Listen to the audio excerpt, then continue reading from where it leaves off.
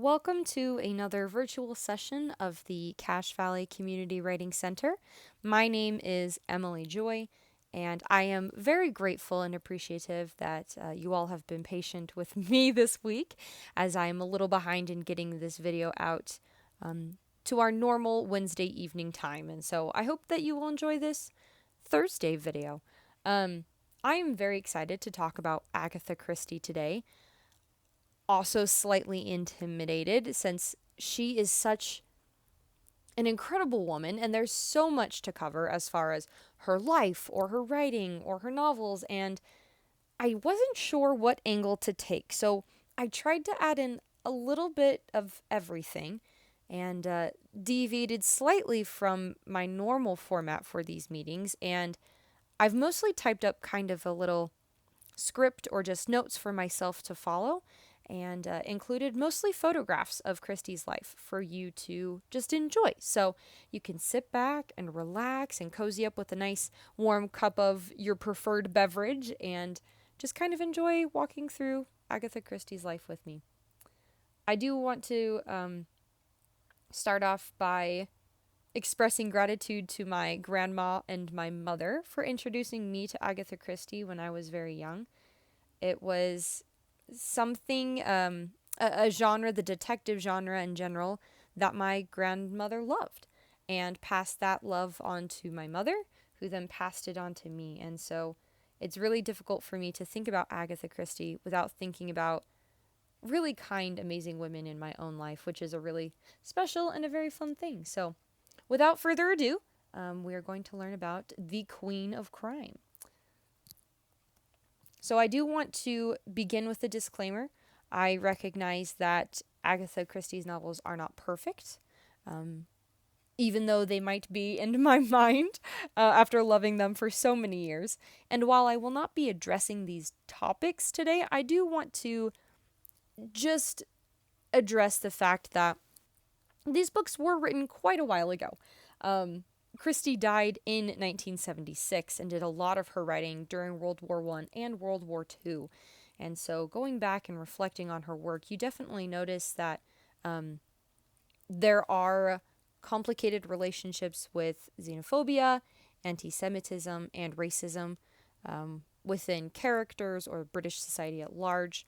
And her work is very interesting in that sometimes it reflects or fights against it, sometimes it is complicit with it. And so I do want to recognize that these themes are found within her literature, although we will not be discussing them today.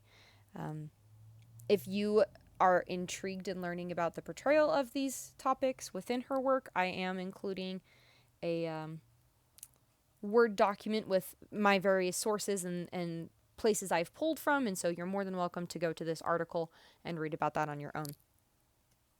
Okay, so starting off with Agatha Christie's growing up and a little bit about her family life. So her full name, Agatha Mary Clarissa Miller. She was born on the 15th of September in 1890 in Torquay, Devon, southwest England. Her family was a fairly comfortable middle upper class family. Surprisingly enough, I think this is important, she received no formal education. She had two significantly older siblings who were sent off to boarding school.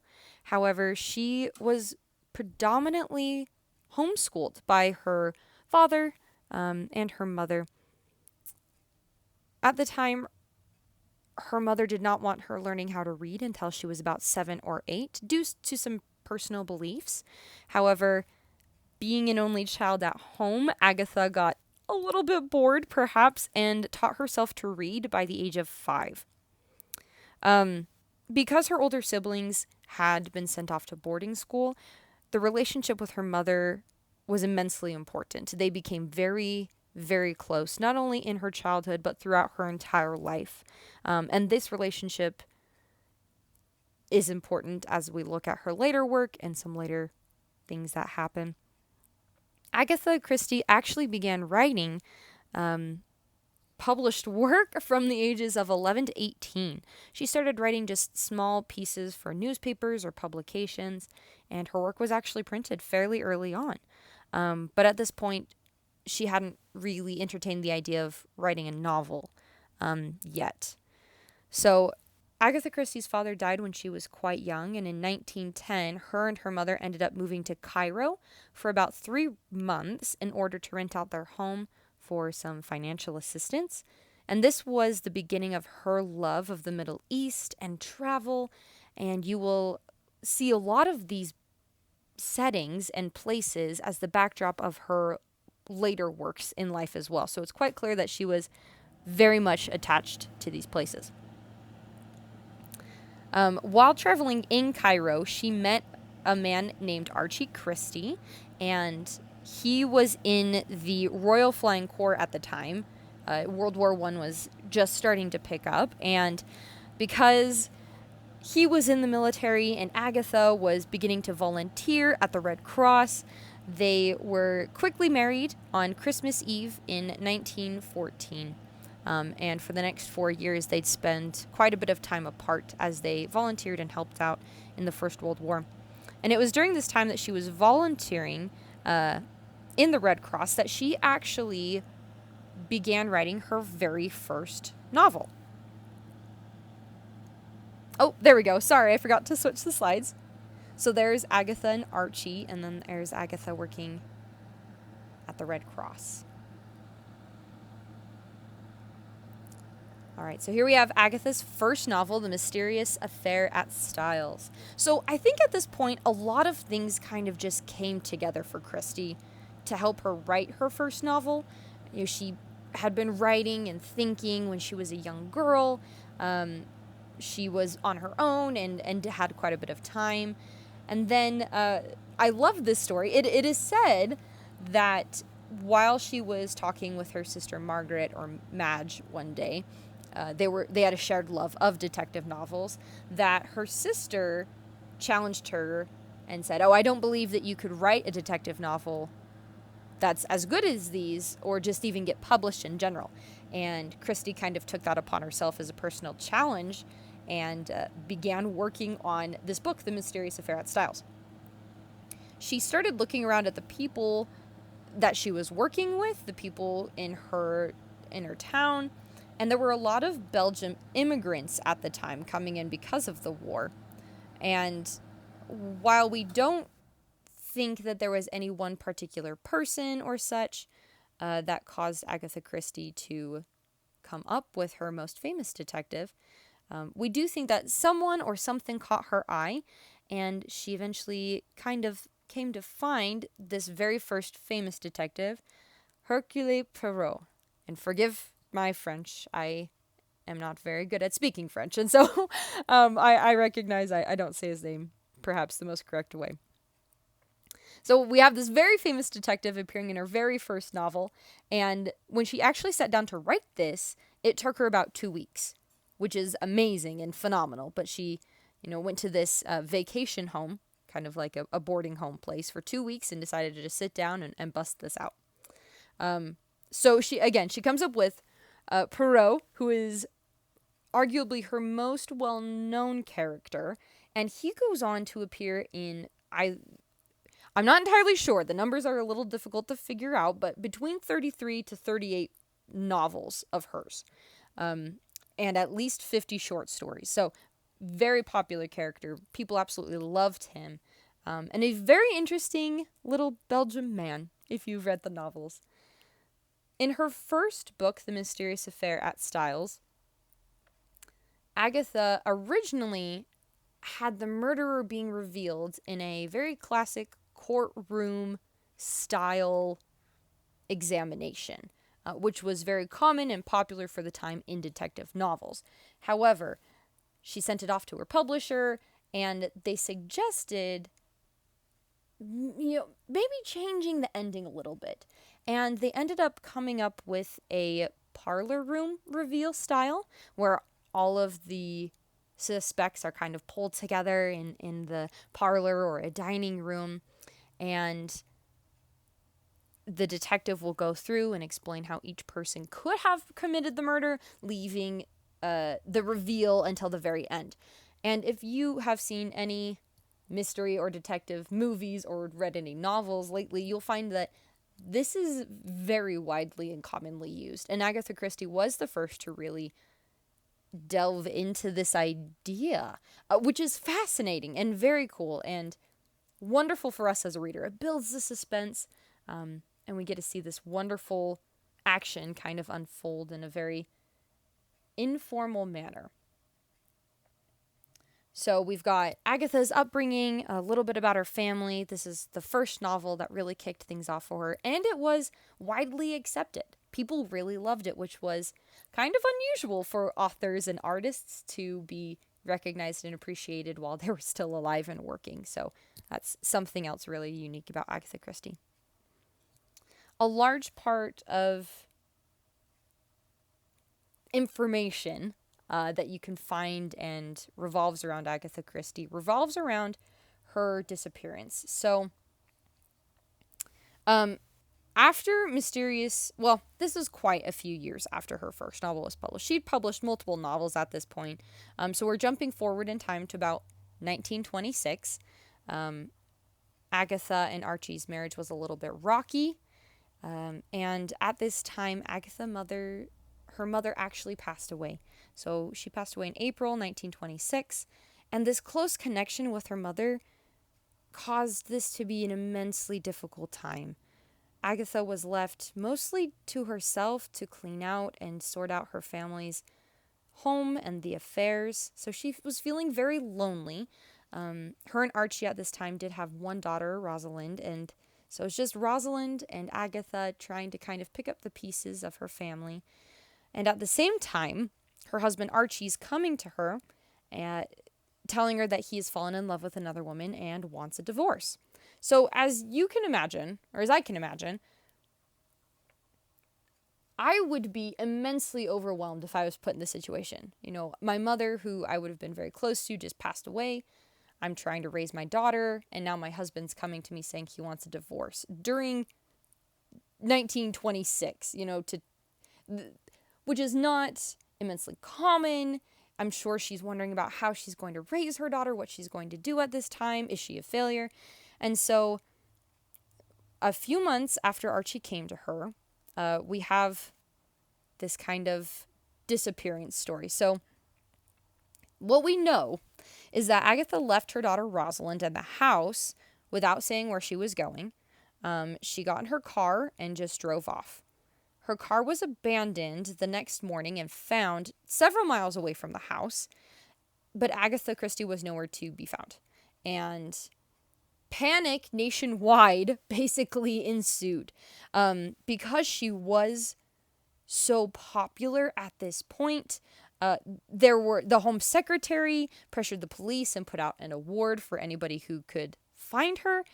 Thousands of police officers and volunteers went out on search parties trying to find her. And it's even said, I think this is kind of hilarious, that Sir Arthur Conan Doyle, who was alive and writing at the time, gave a spiritual medium one of Christie's gloves, and they had a seance to try and find her.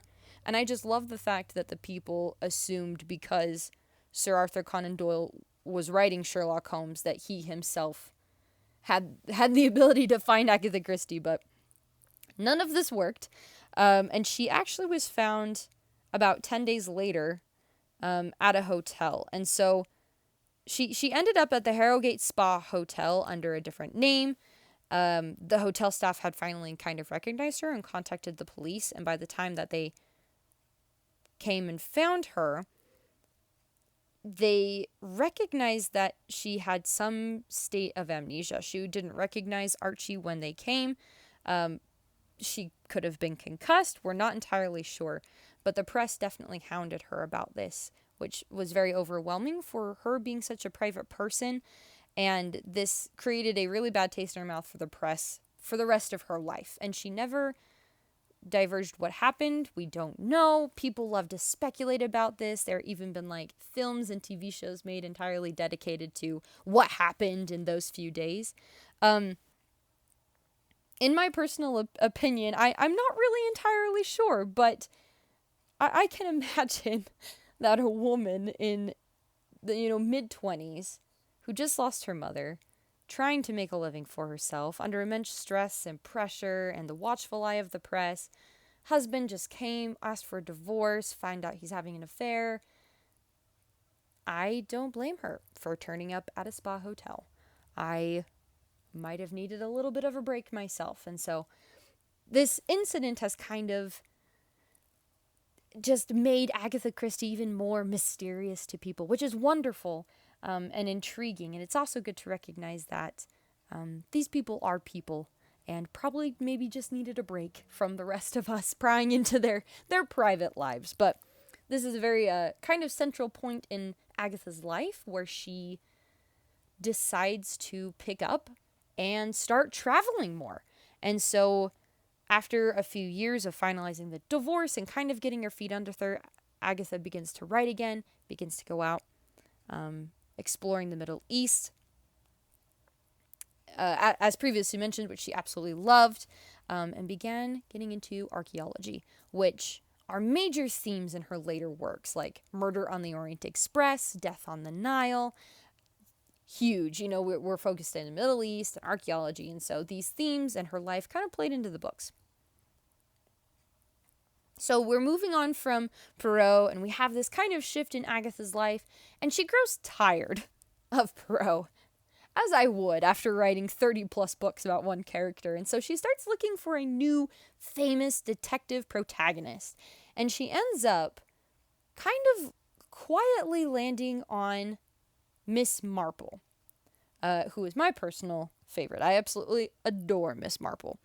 And so it's interesting if you go back and look at Christie's works up to this point, you'll notice that there are always these older women in these quaint English villages who are just very curious, and they are clever and have lots of thoughts about what's happened in the town and who's the murderer and all of these things. And I think it's just kind of an accumulation of writing these characters over an extended period of time, as well as we do know Agatha pulled from ideas and images of her grandmother to create Miss Marple.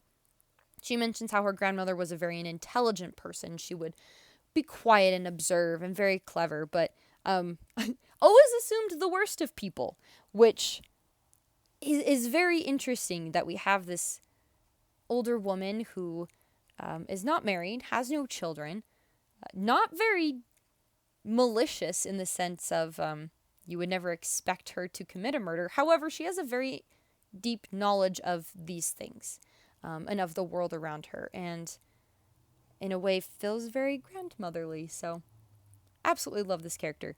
So Miss Marple first appears in Murder at the Vicarage. Yes, I said that right, Vicarage. And then proceeds to be in, I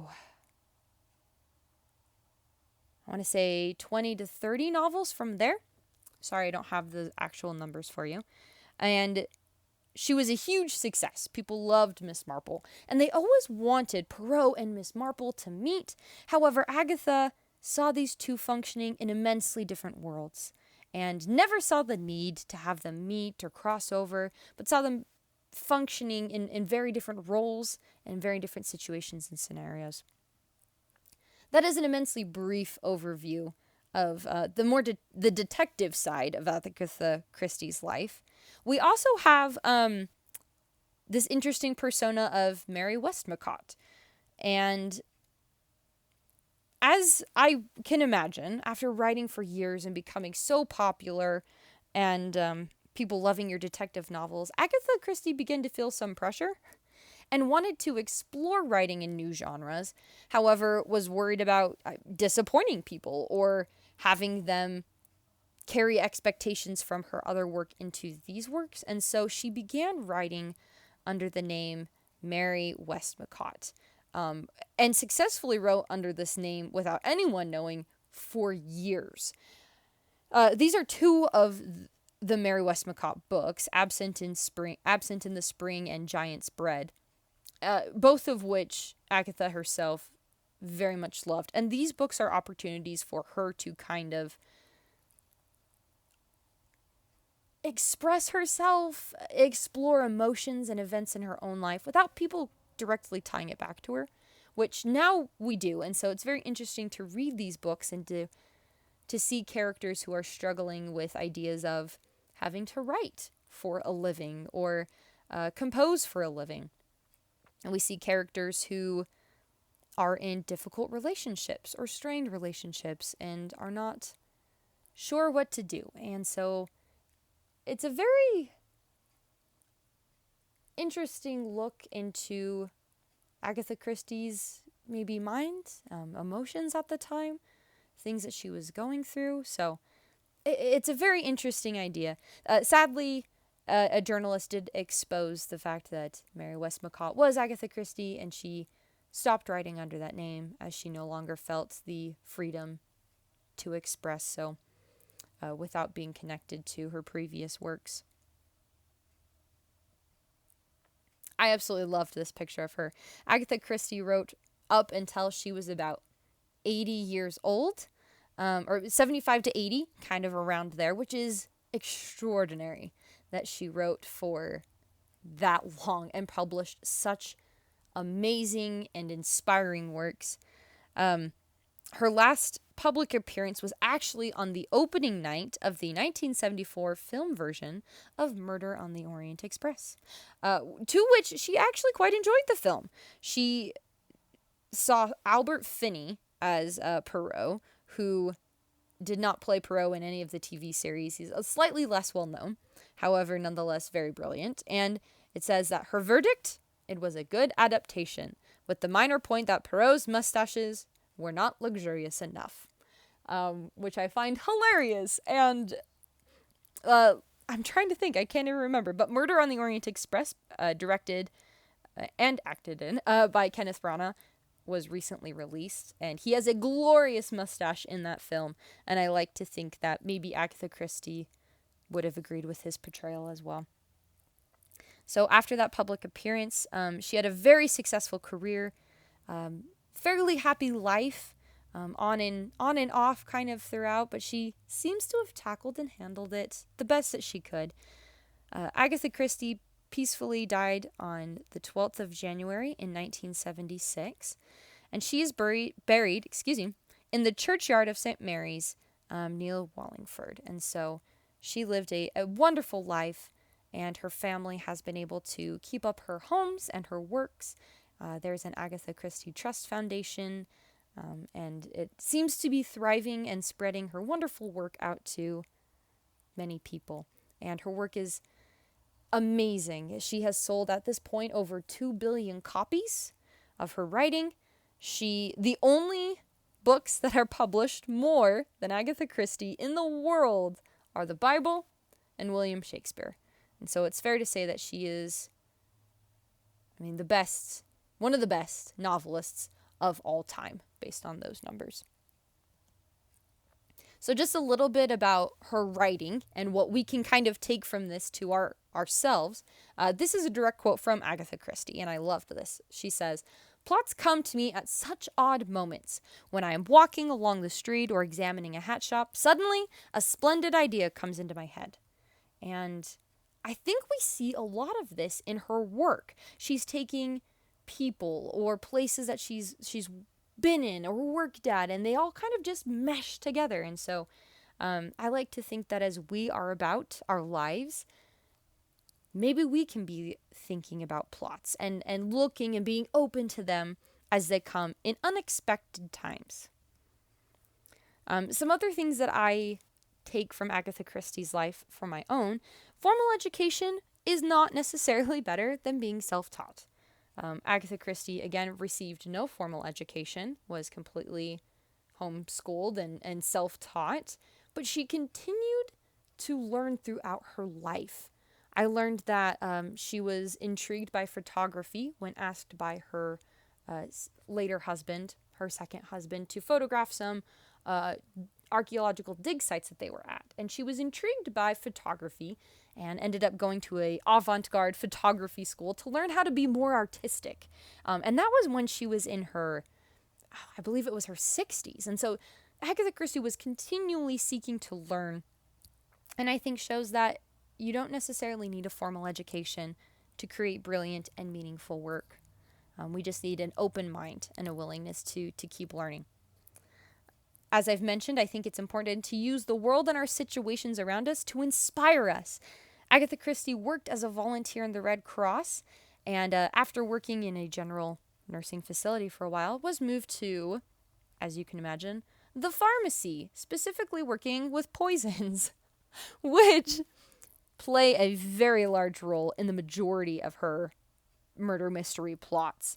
And I think that that's fascinating that she's using this knowledge of medicine and her nursing to inspire her to think of, well, how would this really happen? Who would have access to this kind of a medicine? Just made me laugh and got me thinking about my own jobs and trying to think how maybe I could use working at Crumble Cookies as a base for some sort of writing later in my life. But I think there's something to that, using our work to inspire us, as well as people. As mentioned, she looked to her family, to her friends, to individuals, immigrants she interacted with to create these deep and beautiful and meaningful characters. And I believe we can do the same. She also looked to her feelings and experiences, more so, I think, with her Mary Westmacott books, but she felt a pull and a desire to explore them through writing.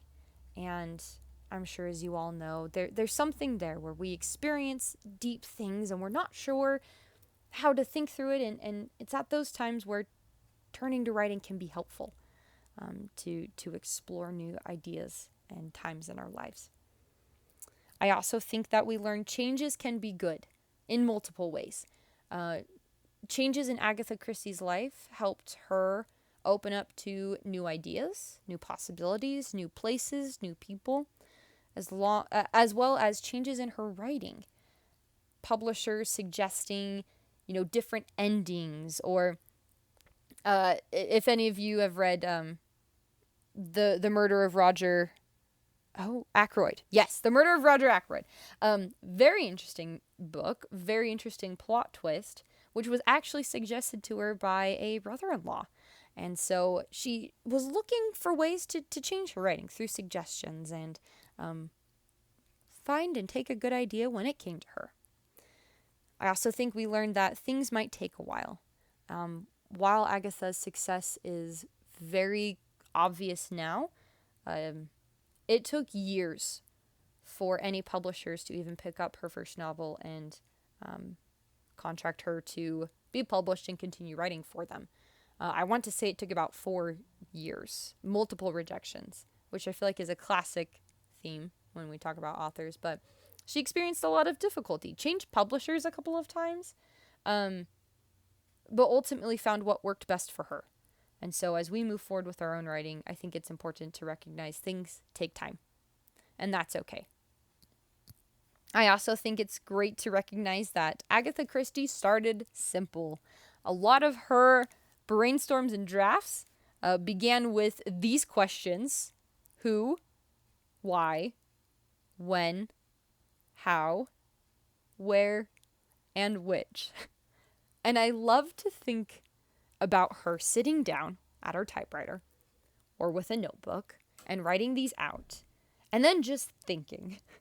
And for me, if Agatha Christie can start off with these simple questions and build beautifully intricate and complex novels, maybe I can too. So starting simple is never a bad thing. So these are just a few things that I've kind of pulled out from Agatha Christie's life. I kind of hope that you've enjoyed this immensely brief and vast overview of an incredible woman, an incredible work. I just want to close with another quote by her. And this is about self-doubt, which I think we all experience in writing. She says, "You start into it, inflamed by an idea, full of hope, full indeed of confidence, about the only times in my life when I have been full of confidence. You then get into difficulties, don't see your way out, and finally manage to accomplish more or less what you first meant to accomplish, though losing confidence all the time. Having finished it, you know that it is absolutely rotten. A couple of months later, you wonder whether it may not be it all right after all." And I think it's excellent, as always, to put into perspective that even incredibly famous and successful authors are full of doubt. writing is difficult. We put ourselves out there and we're exploring new ideas, and in Agatha Christie's case, developing new genres. But I don't think that should ever stop us from continuing to move forward. So thank you so much for coming along with me on this Agatha Christie journey today. I hope you've learned something new or something interesting. If you have any questions, you're more than welcome to email me. Once again, I will be including a Word document with my bibliography, and so you can go to any of the documentaries or sources or articles that I researched for this presentation. And once again, I hope that you have a fantastic rest of the Thursday.